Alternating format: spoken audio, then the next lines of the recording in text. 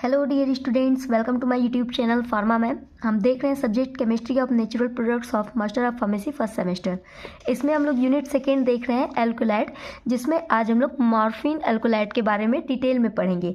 यहाँ पे हम इसका chemical property, physical property, structure, elucidation and stereo chemistry देखेंगे।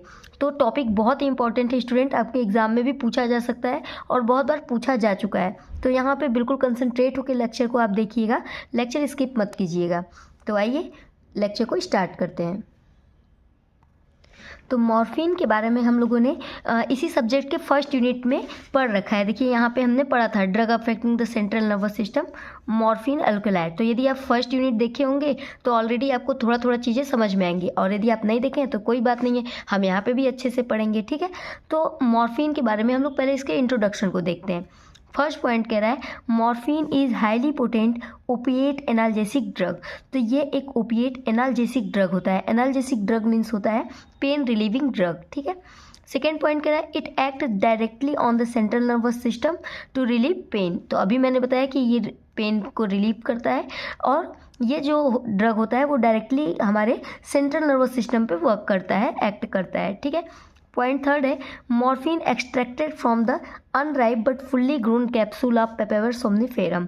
तो अगर हम बात करें कि मॉर्फिन हमें मिलता कहाँ से है, तो हम लोग मॉर्फिन को पेपेवर सोमनीफेरम के कैप्सूल से निकालते हैं। और जो पेपेवर सोमनीफेरम का ये कैप्सूल होता है ये अनराइप होता है, ठीक है। ये पका हुआ नहीं रहेगा, मतलब कच्चा रहेगा, लेकिन फुल्ली ग्रोन रहना चाहिए, पूरी तरीके से डेवलप होना चाहिए, फुल्ली ग्रोथ उसका हुआ रहे, बट वो अनराइप होना चाहिए। ओके स्टूडेंट, तो ये हो गया हमारा मॉर्फिन का इंट्रोडक्शन। अब हम लोग देखते हैं थोड़ा सा मॉर्फिन का केमिकल एंड फिजिकल प्रॉपर्टी। तो मॉर्फिन की केमिस्ट्री देखें स्टूडेंट, तो ये देखिए मॉर्फिन का स्ट्रक्चर है। यहाँ पे आपको 3 बेंजीन रिंग लाइक स्ट्रक्चर दिख रहा है, एक्चुअली साइक्लिक रिंग दिख रहा है। एक बेंजीन रिंग आप बोल सकते हैं, बाकी 2 आपके साइक्लिक रिंग है, ठीक है। यहाँ पे एक ईथर ब्रिज है, 2 हाइड्रोक्सी ग्रुप लगे हुए हैं, और यहाँ पे आप देख रहे हैं कि एक एक्स्ट्रा रिंग है जिसे ई रिंग नाम दिया गया है, और इससे आपका एन मिथाइल अटैच है, ठीक है। तो बहुत ईजी स्ट्रक्चर हो गया, ये है आपका मॉर्फिन। इसके यदि मॉलिक्यूलर फॉर्मूला की बात करें तो होता है C17H19NO3।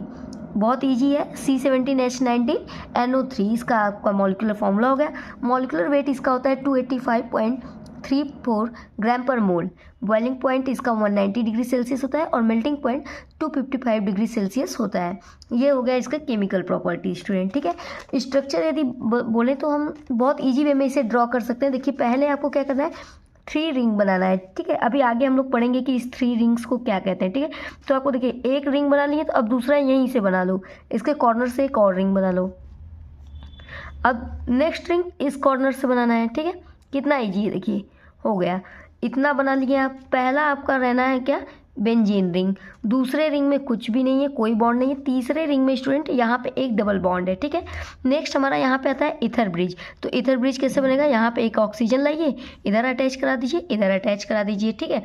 अब आएगा आपका 2 हाइड्रोक्सी ग्रुप, एक यहाँ पे लग जाना है OH, और दूसरा OH आपका यहाँ पे लग जाना है। अब यहाँ पे एक थोड़ा सा टफ पोर्शन जो है, देखिए बहुत ईजी वे में, ये जो यहाँ पे बीच वाला सेंटर स्टूडेंट्स, यहाँ से एक बॉन्ड लाइए, देन यहाँ से दूसरा बॉन्ड ले जाइए, एंड थर्ड बॉन्ड ले जाइए, ठीक है। फिर यहाँ पे आपको नाइट्रोजन रखना है, और इस नाइट्रोजन को अटैच कराना है इस कार्बन से बॉन्ड के हेल्प से, ओके। और इससे आपका अटैच करा देना है CH3 एन मिथाइल। तो ये हो गया आपका बेंजीन का, और सॉरी मॉर्फिन का स्ट्रक्चर, ओके, ठीक है। हम चाहे तो यहाँ पे रिंग को देखिए नेम भी दे सकते हैं। मान लीजिए ये पहले हमने जो 3 रिंग ड्रॉ किए थे, तो ये हो गया हमारा A ring, B ring and C ring, है ना। ईथर वाले जो ईथर ब्रिज वाला रिंग है, इसे हम दे दें D रिंग, और यहाँ पे जो हमारा एक रिंग बन रहा है स्टूडेंट नाइट्रोजन के साथ, इस रिंग को हम लोग नाम दे देंगे E रिंग, ओके। तो यहाँ पे ABCDE मतलब 5 रिंग लाइक स्ट्रक्चर है, 2 हाइड्रोक्सिल ग्रुप प्रेजेंट है, एक ईथर ब्रिज यहाँ पे है, और एन मिथाइल लगा हुआ है, ठीक है। तो बहुत इजी स्ट्रक्चर हो गया, मैंने आपको इजी तरीके से बनाना भी बता दिया। फिजिकल प्रॉपर्टी की इसकी बात करें स्टूडेंट, तो फिजिकल प्रॉपर्टी भी देख लेते हैं। कह रहा है अपीयरेंस में ये कैसा होता है, सॉलिड वाइट क्रिस्टलाइन होता है, टेस्ट इसका बिटर होता है, ऑर्डर इसका कुछ भी नहीं होता, ऑर्डरलेस होता है, और सॉल्युबिलिटी की यदि हम बात करें तो कह रहा है limited solubility in water but more soluble in alcohol. Sorry ये 2 बार हो गया है, but more soluble in alcohol, ठीक है। तो यानी वाटर में इसकी लिमिटेड सॉल्युबिलिटी होती है, जबकि अल्कोहल में ये अच्छी तरीके से सॉल्युबल होता है। नेक्स्ट हमारा टॉपिक है स्ट्रक्चरल इल्यूस्ट्रेशन ऑफ मॉर्फिन, जो कि आज के लेक्चर का सबसे इंपॉर्टेंट टॉपिक है स्टूडेंट। यही आपसे एग्जाम में पूछता भी है, अगर मेन कुछ मॉर्फिन से पूछता है तो वो स्ट्रक्चरल इल्यूस्ट्रेशन ही पूछता है, तो यहाँ पे बिल्कुल कंसंट्रेट होकर पढ़िएगा। अभी जितने टाइम तक स्ट्रक्चरल इल्यूस्ट्रेशन चल रहा है आप प्लीज़ कंसंट्रेट रहिएगा, कहीं इधर उधर भागिएगा नहीं, ठीक है। तो देखिए स्ट्रक्चरल इल्यूस्ट्रेशन में एक्चुअली हम क्या करते हैं कि मान लीजिए अगर हमारे पास कोई अननोन कंपाउंड है, ठीक है, तो हम उस अननोन कंपाउंड को, यदि कोई व्यक्ति कह रहा है कि ये मॉर्फिन है, तो हम कैसे जानेंगे कि वो अननोन कंपाउंड सच में मॉर्फिन है। अगर कोई एक्स कंपाउंड हमारे पास है और कोई कह रहा है कि ये जो कंपाउंड है वो मॉर्फिन है, तो आप कैसे कंफर्म करोगे कि हाँ ये मॉर्फिन है। तो इसी के लिए हम लोग उसका क्या करेंगे, उस केमिकल का पता लगाएंगे, और पता लगाने के लिए हम लोग स्ट्रक्चरल इल्यूस्ट्रेशन करते हैं, ठीक है। यानी कि हमें देखिए पहले से ही पता है कि जो मॉर्फिन होता है उसमें 2 हाइड्रोक्सिल ग्रुप प्रेजेंट होते हैं, इथर ब्रिज होता है, ठीक है, ये 3 मेंबर्ड रिंग होते हैं यहाँ पे, ठीक, एक यहाँ पे देखिए एन मिथाइल होता है। तो हमें ये चीज़ पहले से पता है, तो हम इन्हीं चीज़ों का टेस्ट परफॉर्म करेंगे, है ना। हम एनालिसिस करेंगे कि देखिए जो हमारा कंपाउंड है उसके अंदर 2 हाइड्रोक्सी ग्रुप मिल रहा है। यदि 2 हाइड्रोक्सी ग्रुप मिल गया तो थोड़ा सा आप कन्फर्म हो जाओगे कि हाँ 2 हाइड्रोक्सी ग्रुप हमें मिल गया। देन आप कहोगे कि अभी लेकिन कन्फर्म नहीं हुआ है, अभी हम क्या पता लगाएंगे, इथर ब्रिज प्रेजेंट है या नहीं। तो हम क्या पता लगाएंगे, इथर ब्रिज का पता लगाएंगे कि अगर ये भी हो गया तो हम कहेंगे हाँ ये भी हमें मिल गया। फिर हम देखेंगे कि हमारे पास एन मिथाइल होता है मॉर्फिन में, तो जो कंपाउंड अननोन कंपाउंड है उसमें एन मिथाइल प्रेजेंट है कि नहीं। इस तरीके से 1 बाई 1 जब हम हर चीज़ों को यहाँ पे टेस्ट परफॉर्म करके फाइंड आउट कर लेंगे, तब फिर हम कंफर्म कह सकते हैं कि जो हमारा अननोन कंपाउंड था वो मॉर्फिन है, ठीक है। तो इसीलिए हम लोग स्ट्रक्चरल इल्यूस्ट्रेशन के हेल्प से पता लगाते हैं कि ये जो हमारे पास कंपाउंड है वो मॉर्फिन है या नहीं है। तो स्ट्रक्चरल इल्यूस्ट्रेशन में हम क्या करते हैं स्टूडेंट, अगर हम पता लगाते हैं कि हमारे मॉर्फिन या हमारे ड्रग के अंदर उसका मॉलिक्यूलर फार्मूला क्या है, तो हम उसका क्या करेंगे, सबसे पहले मॉलिक्यूलर फार्मूला डिटरमाइन करेंगे। देन हम देखेंगे कि जो हमारे पास कंपाउंड है उसमें अनसेचुरेशन है या नहीं, क्योंकि हम देख रहे हैं कि मॉर्फिन के अंदर क्या है, अनसेचुरेशन है। देखिए यहाँ पे भी डबल बॉन्ड है, यहाँ पे भी डबल बॉन्ड प्रेजेंट है, हम इसका डिटेक्शन करेंगे। देन हम चेक करेंगे कि हाइड्रोक्सिल ग्रुप प्रेजेंट है कि नहीं, इथर ग्रुप प्रेजेंट है या नहीं, एंड टर्शियरी नाइट्रोजन एटम यानी कि एन मिथाइल उसमें प्रेजेंट है कि नहीं, ओके। और हम देखेंगे कि उसमें फेनेंथ्रीन रिंग प्रेजेंट है कि नहीं। ये 3 रिंग्स जो हम लोग पहले ड्रॉ कर रहे हैं, इन्हीं 3 रिंग को हम लोग बोलते हैं स्टूडेंट फेनेंथ्रीन रिंग स्ट्रक्चर। तो हम टेस्ट से ये भी परफॉर्म करेंगे कि जो हमारा अननोन कंपाउंड है वो उस टेस्ट को पास कर रहा है कि नहीं, जिससे हमें ये पता लग जाए कि फेनेंथ्रीन रिंग उसमें प्रेजेंट है या नहीं प्रेजेंट है, ठीक है। तो सबसे पहले हम लोग क्या करते हैं, उस अननोन कंपाउंड का मॉलिक्यूलर फार्मूला डिटरमाइन करते हैं, ठीक है। तो कैसे हम डिटरमाइन करेंगे मॉलिक्यूलर फार्मूला, तो कह रहा है the molecular formula is ascertain through quantitative and qualitative analysis along with molecular weight determination. तो हम यहाँ पे qualitative and quantitative analysis techniques को परफॉर्म करके उसके मॉलिक्यूलर फार्मूला को डिटरमाइन करते हैं, फाइंड आउट करते हैं, और फिर साथ ही साथ हम इन्हीं क्वांटिटेटिव और क्वालिटेटिव एनालिसिस के हेल्प से उसका मॉलिक्यूलर वेट भी कैलकुलेट कर लेते हैं, लाइक मास स्पेक्ट्रोस्कोपी वगैरह यूज करके। और जब हमारा देखेंगे कि मॉलिक्यूलर फार्मूला C17H19O3N आ गया, तो हम यहाँ पे एक चीज़ क्लियर हो जाएंगे कि जो अननोन कंपाउंड है वो हमारा मॉर्फिन है, क्योंकि मॉर्फिन का मॉलिक्यूलर फार्मूला भी सेम होता है। तो एक स्टेप हमारा क्लियर हो गया। अब हम उस अननोन कंपाउंड में क्या पता लगाएंगे, डिटेक्शन ऑफ अनसेचुरेशन, कि हमारा जो कंपाउंड है उसमें डबल बॉन्ड प्रेजेंट है, ये कैसे पता चलेगा, ठीक है।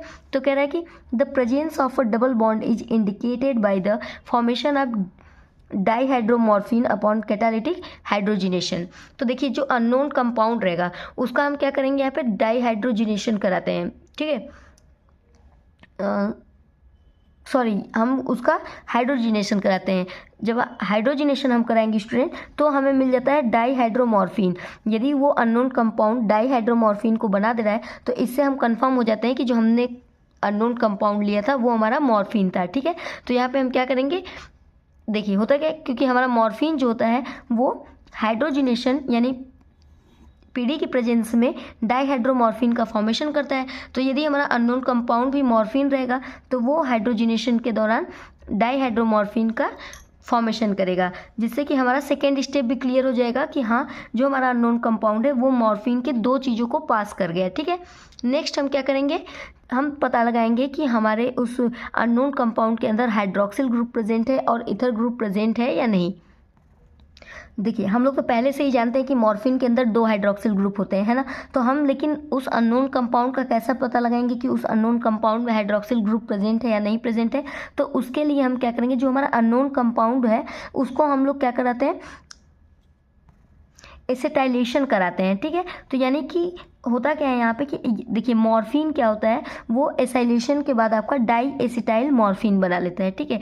तो यदि हमारा अननोन कंपाउंड भी एसिटाइलेशन कराने पे डाई एसिटाइल मॉर्फिन का यदि फॉर्मेशन कर लेगा, तो इससे हम समझ जाएंगे कि जो हमने अननोन कंपाउंड लिया था वो हमारा मॉर्फिन ही था, ठीक है। हम चाहे तो एसाइलेशन करा दें, एसाइलेटेड करा दें उसको, या फिर बेंजाइलेटेड करा दें, ठीक है।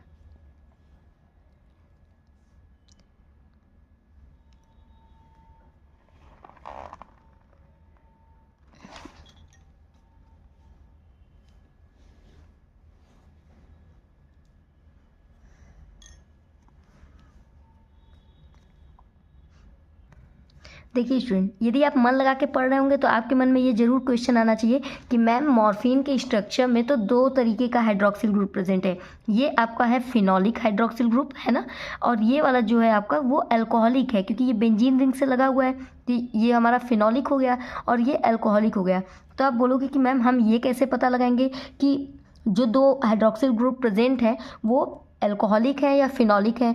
अगर दोनों अल्कोहलिक हो गए तब तो वो हमारा मॉर्फिन नहीं कहलाएगा, या फिर यदि दोनों ही फिनोलिक निकल गए तो भी हमारा मॉर्फिन नहीं रहेगा। तो हम इसको भी डिटेक्ट करेंगे स्टूडेंट कि जो हमारे 2 हाइड्रोक्सिल ग्रुप प्रेजेंट थे वो एक उसमें फिनोलिक है या नहीं और एक अल्कोहलिक है या नहीं। तो यहाँ पे हाइड्रोक्सिल ग्रुप का नेचर जानने के लिए हम कुछ टेस्ट परफॉर्म करेंगे। जैसे कह रहा है morphine reacts with FeCl3 to give a violet colour indicating phenolic OH group which form a soluble sodium salt with NaOH। यानी यदि कह रहा है कि यदि मॉर्फिन रहता है स्टूडेंट और उसे FeCl3 के साथ यदि रिएक्ट कराएंगे तो वो वायलेट कलर देता है, जिससे हमें पता चल जाता है कि उसमें फिनोलिक ग्रुप प्रेजेंट है, ठीक है। तो हम अगर अपने अननोन कंपाउंड को भी FeCl के साथ रिएक्ट कराएंगे और यदि वो वायलेट कलर दे दिया तो हम समझ जाएंगे कि उसमें फिनोलिक ग्रुप प्रेजेंट है, क्योंकि जो अल्कोहलिक नेचर के होते हैं वो वायलेट कलर शो नहीं करते हैं। तो एक तो कंफर्म हो गया कि उसमें फिनोलिक ग्रुप है। अब दूसरा कैसे कंफर्म होंगे हम लोग कि इसमें अल्कोहलिक भी प्रेजेंट है या नहीं। तो कह रहा है कि morphine form a monohalogen derivative with halogen acid indicating 1 alcoholic group. तो मॉर्फिन को जब हम लोग हेलोजन एसिड के साथ रिएक्ट कराते हैं तो वो मोनोहेलोजन डेरिवेटिव बना लेता है, जिससे हम यहाँ पे ये भी कंफर्म हो जाएंगे कि उसके अंदर 1 अल्कोहलिक ग्रुप भी प्रेजेंट है। ओके, तो देखिए यहाँ पे हमने इन दोनों चीज़ों को पकड़ लिया कि उसमें फेनोलिक भी प्रेजेंट है और उसमें अल्कोहलिक हाइड्रोक्सिल ग्रुप भी प्रेजेंट है, ठीक है। नेक्स्ट हमें पता लगाना है ईथर ग्रुप। तो देखिए ईथर ग्रुप का कैसे हम पता लगाएंगे। तो आप मॉर्फिन के स्ट्रक्चर में यहाँ पे देख रहे हैं स्टूडेंट कि यहाँ पे OH ग्रुप लगा हुआ है, यहाँ पे भी OH ग्रुप लगा है ना। यही OH ग्रुप जब हम उसका क्या कराते हैं, एसिटाइलेशन कराते हैं या मिथाइलेशन कराते हैं स्टूडेंट, तो वो ईस्टर या ईथर में कन्वर्ट हो जा रहा है, ठीक है। यानी अगर एसिटाइलेशन कराएंगे तो यहाँ पे क्या होगा, ये आपका CH3O में कन्वर्ट हो जाएगा, किसी भी ऐसे कंपाउंड में कन्वर्ट हो जाएगा, ठीक है। लेकिन जो थर्ड ऑक्सीजन उसके अंदर प्रेजेंट है, यानी इन 2 ऑक्सीजन को छोड़ के यहाँ जो OH ग्रुप लगा है और इसमें जो OH ग्रुप में O है, इन दोनों को छोड़ के जो ये थर्ड ऑक्सीजन है स्टूडेंट, इसकी बात कर रहा है कि थर्ड ऑक्सीजन के केस में क्या होगा, third oxygen does not react under these mild condition. लेकिन थर्ड ऑक्सीजन जो होता है वो एसिटाइलेशन या मिथाइलेशन में नहीं आता है, ठीक है। इसके मतलब कि आप अगर आप एसिटाइलेशन करा रहे हो या मिथाइलेशन करा रहे हो तो वो ईस्टर या ईथर का फॉर्मेशन नहीं करता है, ठीक है, क्योंकि वो बहुत ज़्यादा स्टेबल होता है, मोर स्टेबल होता है। तो इसका किसी अलग ग्रुप में न कन्वर्ट होना ही बताता है कि यहाँ पे ईथर ग्रुप प्रेजेंट है। ओके, अब हमें पता लगाना है presence of the tertiary nitrogen atom. अब उसमें हम देखेंगे कि जो नाइट्रोजन एटम प्रेजेंट है वो टर्शियरी है या नहीं, क्योंकि जो मॉर्फिन में नाइट्रोजन एटम प्रेजेंट होते हैं वो टर्शियरी अमीन होते हैं, ठीक है। और उस नाइट्रोजन एटम से हमारा मिथाइल ग्रुप लगा रहता है। तो हम यहाँ पे पता लगाएंगे कि नाइट्रोजन हमारा टर्शियरी होना चाहिए और वो नाइट्रोजन मिथाइल ग्रुप से अटैच होना चाहिए। तो हम यहाँ पे कैसे पता लगाते हैं, तो देखिए होता क्या है, मॉर्फिन जो होता है उसका हम लोग मिथाइलेशन कराते हैं, ठीक है। और मिथाइलेशन कराने के बाद हमें यहाँ पे क्वार्टरनी अमोनियम सॉल्ट का फॉर्मेशन देखने को मिलेगा। यदि क्वार्टरनी अमोनियम सॉल्ट का फॉर्मेशन हो रहा है तो इट मीन्स कि जो हमारा नाइट्रोजन है वो टर्शियरी नाइट्रोजन है स्टूडेंट, ठीक है। तो यहाँ से तो हमने ये कंफर्म यहाँ से तो हमने ये कंफर्म कर लिया कि जो नाइट्रोजन है वो टर्शियरी नेचर का है। लेकिन अभी उस नाइट्रोजन से मिथाइल ग्रुप अटैच है कि नहीं, ये कैसे पता लगेगा? तो इसे कंफर्म करने के लिए हम लोग हर्जिक-मेयर मेथड का यूज करते हैं। हर्जिक-मेयर मेथड में क्या होता है स्टूडेंट, हम मॉर्फिन को जब सोडा लाइम डिस्टिलेशन कराते हैं तो वो आपका मिथाइल अमीन में कन्वर्ट हो जाता है। यहाँ पे होता क्या है कि 1 मोल ऑफ मॉर्फिन जो होता है वो सोडा लाइम को यूज करके 1 मोल ऑफ मिथाइल अमीन का फॉर्मेशन करता है। तो जब 1 मोल ऑफ मिथाइल अमीन देगा, 1 मोल ऑफ मॉर्फिन जब 1 मिथाइल अमीन देगा तो हम कंफर्म हो जाएंगे यहाँ पे कि जो हमारा टर्शियरी नाइट्रोजन एटम प्रेजेंट है वो मिथाइल ग्रुप से ही अटैच है, ठीक है। तो यहाँ पे इस तरीके से हम लोग पता लगा लेंगे कि नाइट्रोजन जो है हमारा टर्शियरी है और उस नाइट्रोजन के साथ मिथाइल ग्रुप लगा हुआ है। नेक्स्ट हम पता लगाएंगे कि मॉर्फिन जो है हमारा उसके अंदर फेनेंथ्रीन रिंग होता है, तो जो अननोन कंपाउंड है हमारा उसके अंदर फेनेंथ्रीन रिंग प्रेजेंट है या नहीं। तो इसके लिए हम क्या करते हैं, जो मॉर्फिन एक्चुअल में होता है स्टूडेंट वो जिंक डिस्टिलेशन से फेनेंथ्रीन बनाता है। तो यदि हमारा अननोन कंपाउंड भी जिंक डिस्टिलेशन के बाद फेनेंथ्रीन का फॉर्मेशन कर लेगा तो इससे हम कंफर्म हो जाएंगे कि हमारा अननोन कंपाउंड जो है वो मॉर्फिन है। तो इस तरीके से हम स्ट्रक्चर एलुसिडेशन करते हैं मॉर्फिन का, ठीक है। बहुत इंपॉर्टेंट टॉपिक था स्टूडेंट, बहुत अच्छे से और बहुत ध्यान से देख लीजिएगा इसे। नेक्स्ट हम देखते हैं stereochemistry of morphine.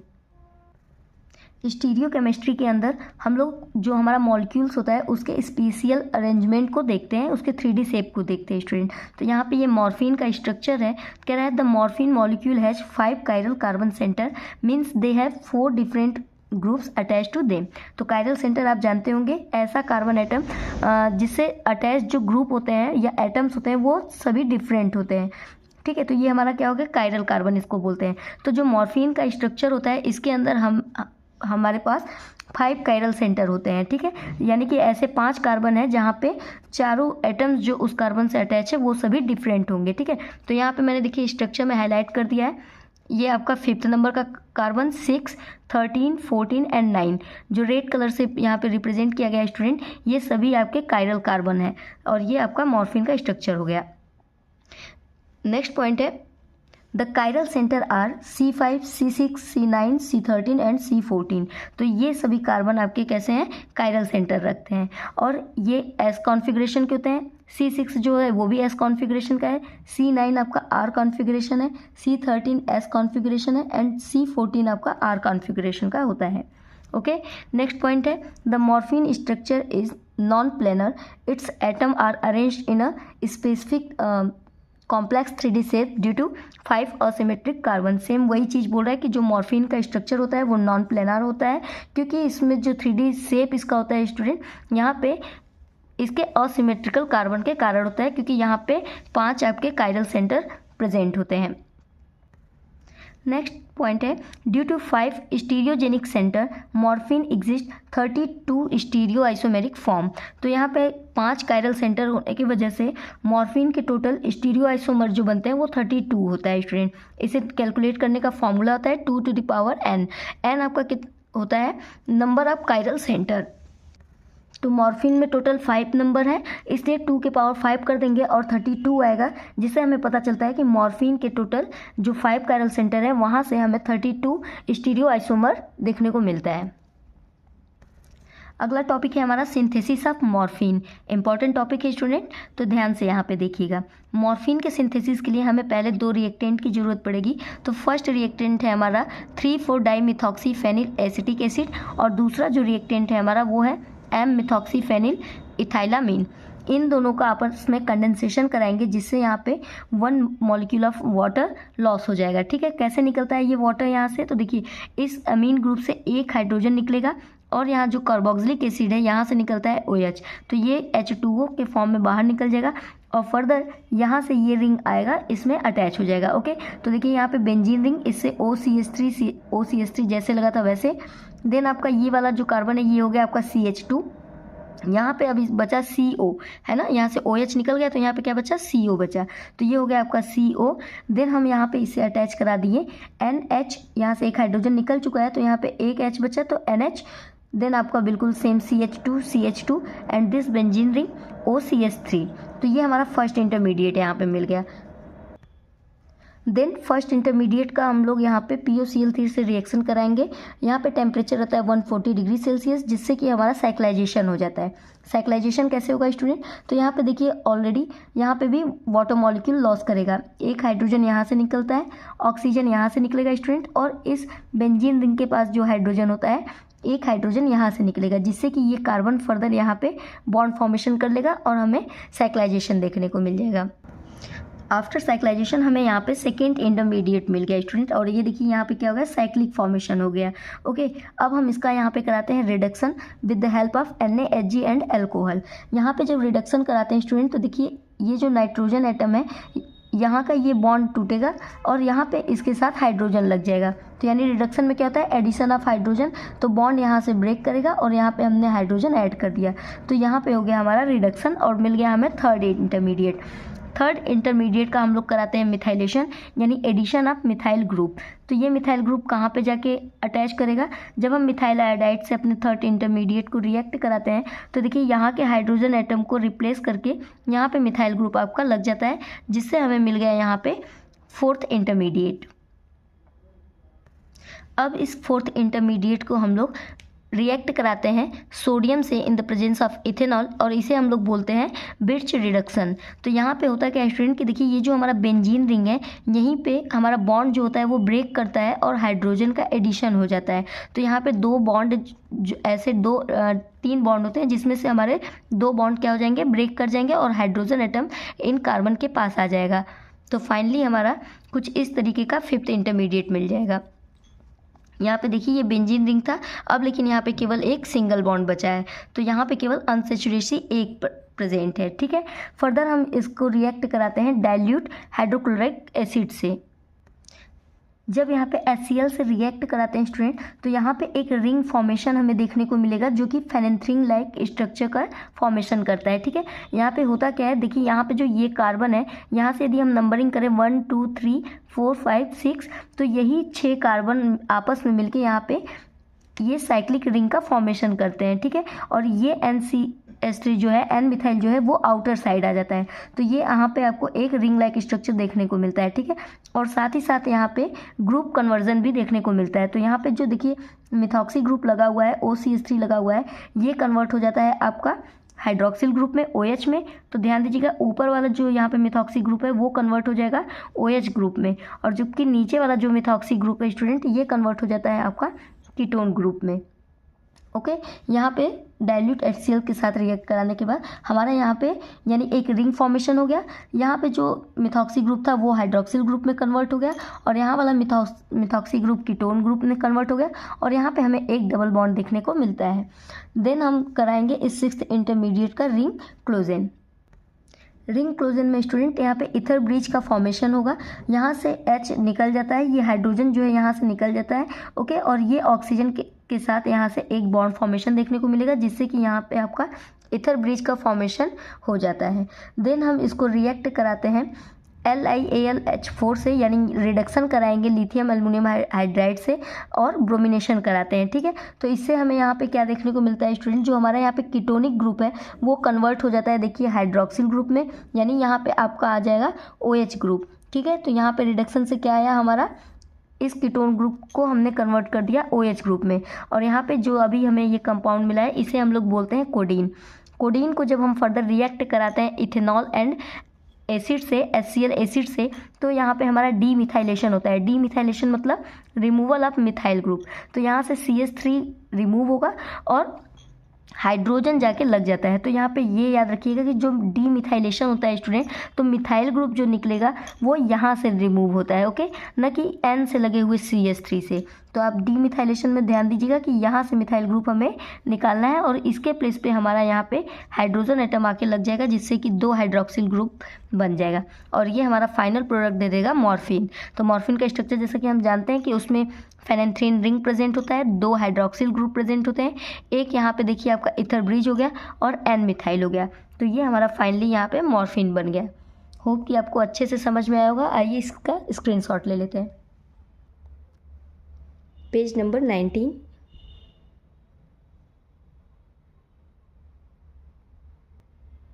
Page number 20,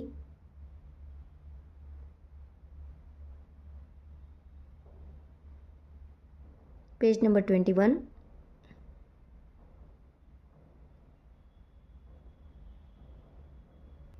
page number 22